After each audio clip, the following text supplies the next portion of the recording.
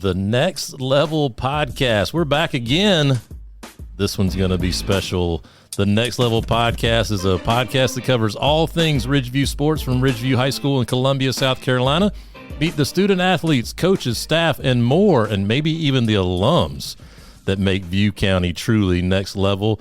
Ridgeview High School competes in Ridgeview V-AAAA of South Carolina High School League and has been serving the Northeast Columbia community since 1995, garnering 12 state championships and 13 state runners-up during its existence. I'm Brian Rosefield, the athletic director here at Ridgeview High School, and I'm joined, as always, by Charles Proctor, our boys track coach. CP, what's up, man? Hey, what's going on, everybody? We're back in business. Good talking with y'all. Can't wait to get into this topic. This is going to be a great topic, and I mentioned the alums for a reason.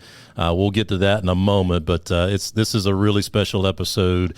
But before we get to that, you can learn more about our athletic department at ridgeviewsports.com and across all social media platforms at Ridgeview Sports. And as you know, our mission statement is next level, and that means a lot of things. But this gentleman here in the studio, he is an alum. He is one of those personifications of next level. He went on to play college sports. We're going to hear all about it. But Mike Green, a 2010 graduate, welcome into the podcast. Hey, what's going on? What's going on, Mike? Welcome.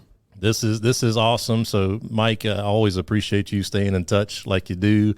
And whenever you come to town, you always stop by and see me, some of us old timers, and we just made the rounds around Ridgeview to see some of your old staff members and some of your old teachers. So, welcome back to View County. I appreciate it. It's always great to have you here. So, Mike, let's get into it, man. Tell us a little bit about your time here as a Blazer, what you did, what sports you played. I know we all know these answers, but I want our listeners to learn a little bit about you. So tell us about you a little bit. Okay. So I was here 07 through 10, graduated 2010. Of course, played basketball. Played basketball, ran track. Okay, that's what I'm talking about. Try to stay in shape for basketball, so I was in the jumpers pit, triple jump, high jump, and long jump. So definitely appreciated that. It helped with some of my hops I got. Even though I was tall, I still needed to play above the rim with some of these cats. We had some teammates like Jared Jackson, Johnson. Excuse me. He can jump out the gym, and he was 6'1" maybe. That's right. Maybe 6'1". He can, Shout out to Jared.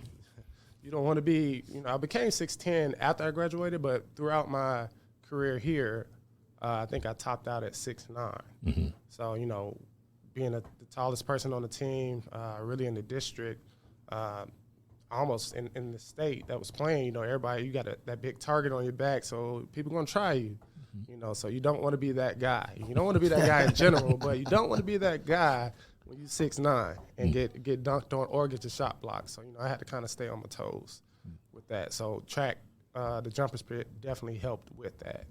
I had forgotten about you doing track and field, and you're 6'9" in high school, 6'10" now.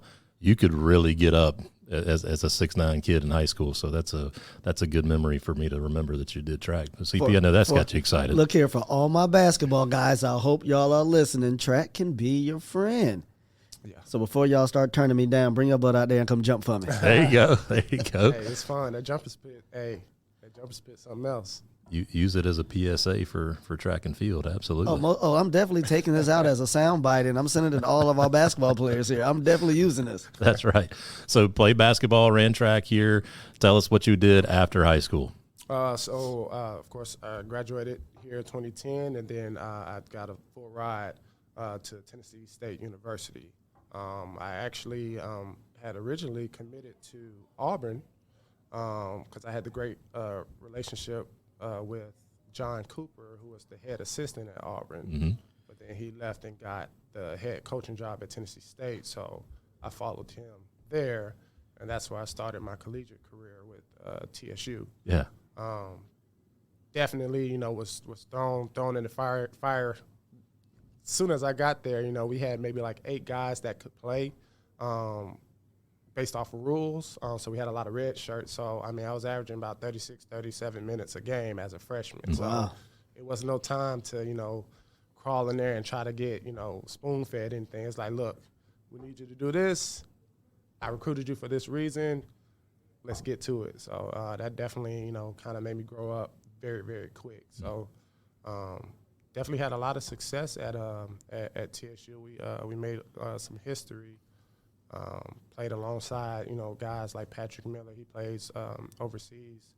Then, of course, Robert Covington. He plays for the Clippers currently. He's definitely made a household name for himself, which I'm very proud of him. Like, that's my guy. I was just with him about a month ago, so we're very close. So surrounding myself with the right people, and, we everything wasn't, all, rainbows and sunshine. We had to get it out the mud there. We were HBCU, the only HBCU in a PWI conference.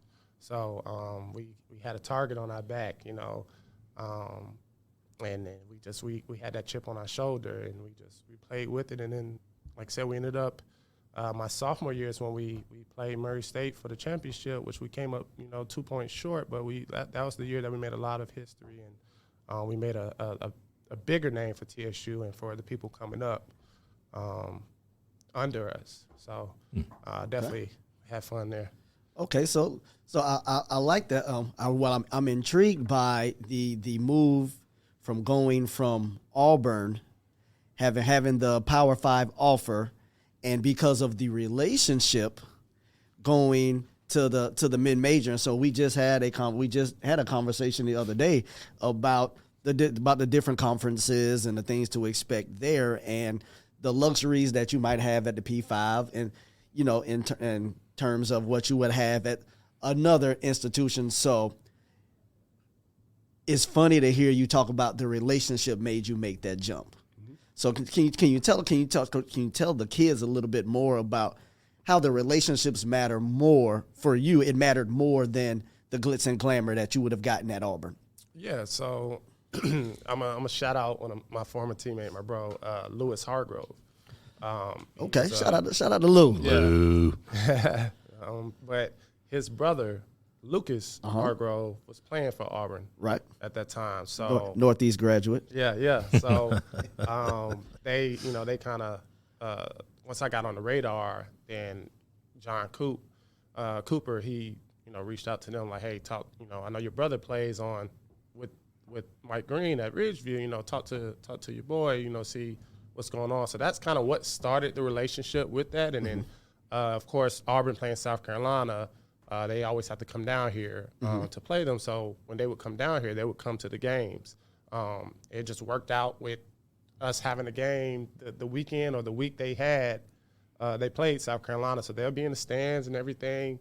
That's just how we started getting closer, just seeing their face more and more. And then, of course, being able to talk to Lou about, what you think about this. Your brother been playing with them for, I think at that time it was his junior year. So he had a lot to say. Lucas talked to me. It was like, man, it's not just a business move. You want a great relationship with your coach, and that's right.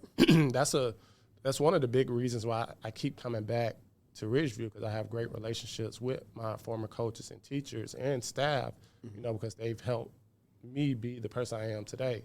So, but just because it's a Power 5 school, it doesn't mean that it may fit you. Right. You gotta think about stuff outside of life after basketball. And they, taught that, to me with, John Cooper. So that's why I went to TSU. I also had a lot of other personal stuff going on, like with my father, that coach, you know about that, that he was diagnosed with congestive heart failure. So I was really into like, okay, what would he want? Because I wasn't going through the typical things that an average 17, 16-year-old would be going through. So I had to think about not just business-wise. I had to think about life after basketball. So, TSU, Coach Coop, I felt that connection with them, and that's it. It was, to be honest, it was a no-brainer. I didn't even have to really think on it a lot, think on it long. Once he told me that, hey, I got this coaching job. I got that coaching job at TSU. what you want to do. And then actually my another player that played at R&E was Malcolm Rhett, MJ. So me and him played on the same AAU team under Jermaine O'Neal's team. Okay. And he was already on the phone. He was like, I already, committed. He was like, and he, we talked, and then I was like, well, me and you were going to go to Auburn together. So, hey, we're, I'm cool with following Coach Coop over here because, like, we still have that connection, that family. And that was huge in my decision. I wasn't just thinking of like, oh, this school has this and this and this. Now, once I got to TSU, you really see, as far as the facilities and everything, the resources, that it is, to be honest, a night and day difference. So that will affect your performance to a certain extent. Just with, because nowadays these new players, they're stronger, faster. Basically it's almost like whoever has the best facilities is going to be in the best shape, which that makes sense. But we didn't have a lot of things at TSU that could improve our game. Okay. Now that doesn't mean that your game couldn't be improved. It just was going to be harder, and we didn't mind taking the harder route. And like I said, like my teammate Rob, he's a prime example. He's made a big name for him, and we went to the same school. He was there. I played with him 3 years. He was there 4 years, of course, but we had the same resources. But it's just what you make out of. You maximize your opportunities. Gotcha. We were kind of laughing, walking around, talking about our facilities here at Ridgeview, but vastly different from 13 years ago when you were here. Night and day difference. Yeah. And how you said, I think it was something said about these kids just don't even know what you had to go through here to get better with a weight room that was, I can't remember if it was down on M Hall or if it was kind of squeezed in the old dance room. We were just kind of throwing equipment wherever we could make it happen. And so now being super fortunate for taxpayers around here, our district staff, everybody in Richland County to be able to push through the funding to be able to make it truly next level around here with our facilities, which is super huge. But what I heard you say was maximizing that opportunity to be able to take what's given to you and get better with whatever you have. Correct. Right. Yeah, I think that's huge. So some of those lessons that you may have learned here at Ridgeview or TSU, tell us a little bit about what you're doing now professionally and maybe how some of those things that you learned playing sports, whether it was track and field, jumping, I know CP, I want to say that again just to get you excited, or playing basketball here at TSU. What are some of those things that you learned that you're now truly using, and tell us what you're doing as well. Okay, so currently I'm a general manager with AT&T. So I have a team about 6 to 7 people, but I'm also in training to be a district manager, to be over 8 stores, potentially 10. With that, AT&T is sales. So with sales, you have to maximize your opportunities. Yeah. If they come in, wanting one thing, it's okay, what all did you find out about that person? Because they may not know that they needed this other product. So excuse me, with them, they came in for this, but you didn't find out that, hey, they have they have 2 children that are constantly on their phones, on using their phones, and they're, hitting ignore on certain calls, and they not knowing it, on a road trip and everything. And then you find out that they like, playing with tablets. So you can offer tablets to them so that doesn't disrupt their business or personal life on their phones, and everybody's satisfied. So it's just maximize opportunities. I live by that model, just because you're not going to be always given all your resources, and that's maximizing your opportunities is controlling your controllables. But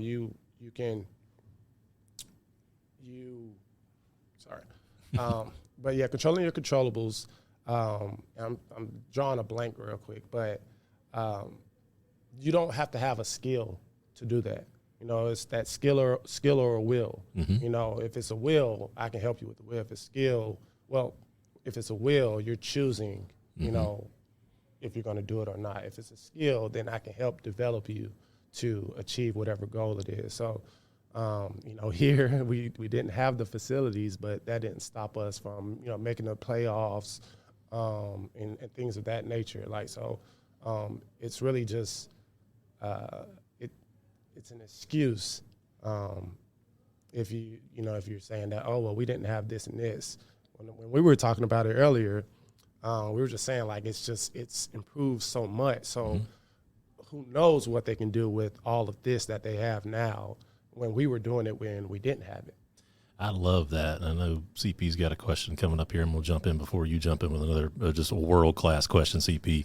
That skill versus the will thing. What I know about you is that you were extremely skilled, but you got that way because you had the will to get better, and you had the will to listen to coaches, Coach Combs or me, Coach Glimp, whoever, your dad, just anybody was, Letson, that's right. Yeah, shout out to Let. We're going to send this to Let, make sure he listens to this too.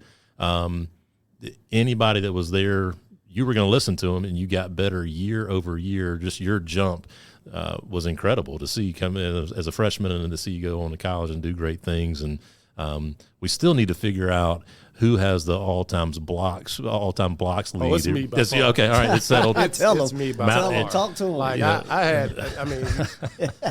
I think it hit the newspaper. I had 51 blocks in 3 games. Oh, geez. Okay. Yeah. So Malcolm Wilson, if you're listening to this, we'll go back and check the stats officially, but it might be Mike Green here officially. For sure. Look, 51 in 3 games. I think that conversation is over. Yeah, 51 in 3 games, consecutive games. It was I was averaging 17 blocks in that time span. But I know the stats back then wasn't kept up as they are now. It wasn't easier to keep up. But yeah, it was Coach Glimp, he had the saying, hey Mike. That's right. Yeah. Hey Mike. We had a drill for that, help the helper. So anytime somebody was driving in that hole, they looking for me. Yeah. I might be on the bench at the time. They hold on.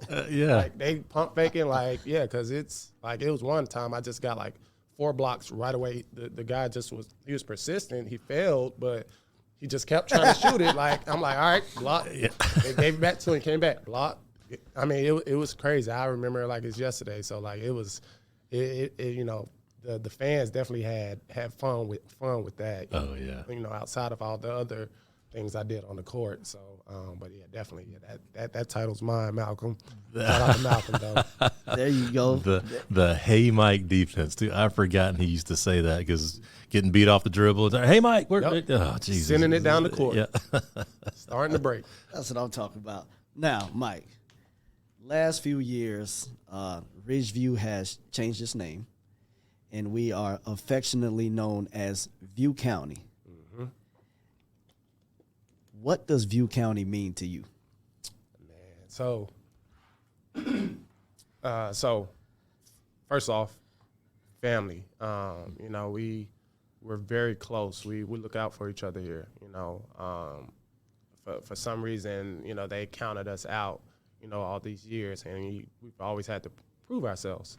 Okay. And we've done that, over times, and as you see, we have multiple championships now. So definitely, proud of that. But it's just it starts, in the locker room. It starts in the classroom, to be honest.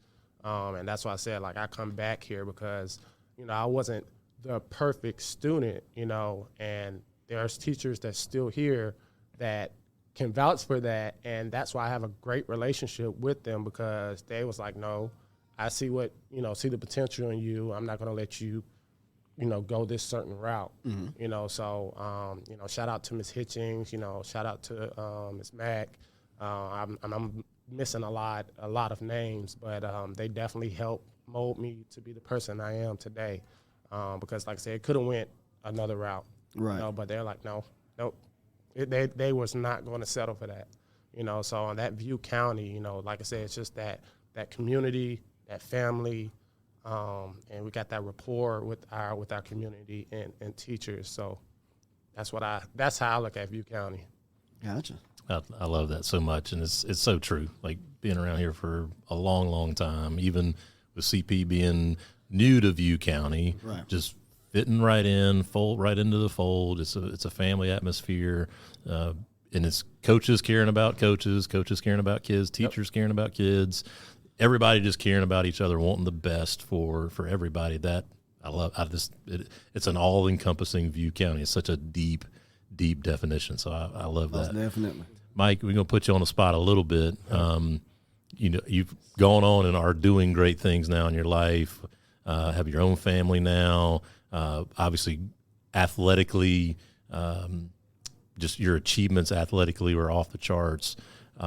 What bit of advice would you have for maybe a kid that's in school now, whether they go to Ridgeview or not? We have people that are outside of Ridgeview listening to this. So what bit of advice would you give to that kid or maybe that student athlete that you would go back and give that advice to? Work ethic, excuse me. Because you may be the most talented person in the room, but if somebody's outworking you, then are you really the most talented person in the room? Of course, I was blessed with, a lot of skills and talents, but I wouldn't have went where I went if I didn't have that work ethic. It's so easy to say no.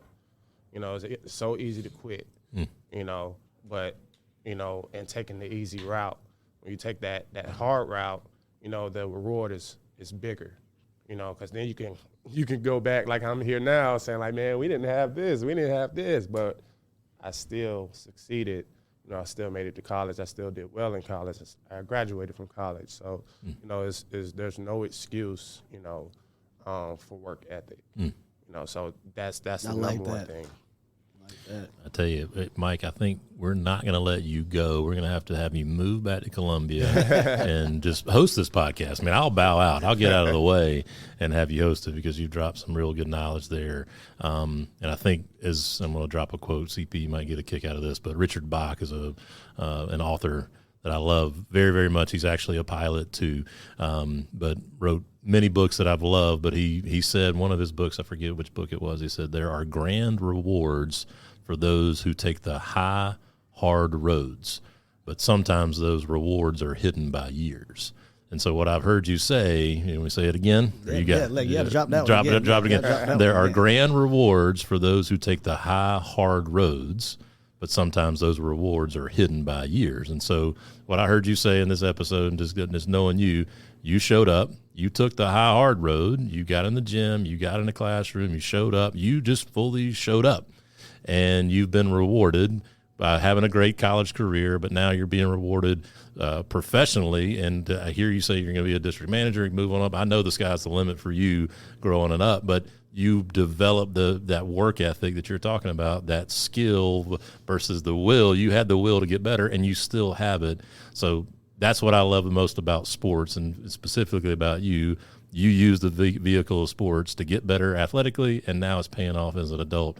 I think it's unbelievable. So that's another reason why we're not letting you leave. You've got to stay here. So. What they say, it's a saying. I think Deion said it. Deion Sanders. Good is the enemy of great. Ooh. Yeah. So that goes. Well, we getting some hand good in ones hand. today. That goes hand in hand with that work ethic. Man. Yeah. Like I said, talent versus work ethic. Yeah. Oh, I love it. I love it so much. CP, any final thoughts? We wrap this one up. Hey, look here, man. He just said good is the enemy of great. We can end with that. I love it. Well, we will end with that. Mike, again, thank you so much for coming on the show. It's been good to see you today and then also get you on the podcast. So we'll go ahead and wrap this one up, and we'll keep bringing the great content. We're still going to get Julie Wick in the studio. We just kind of keep pushing this one back, but she'll be on the podcast here soon. But catch us every Monday, the Next Level Podcast. We'll see you soon.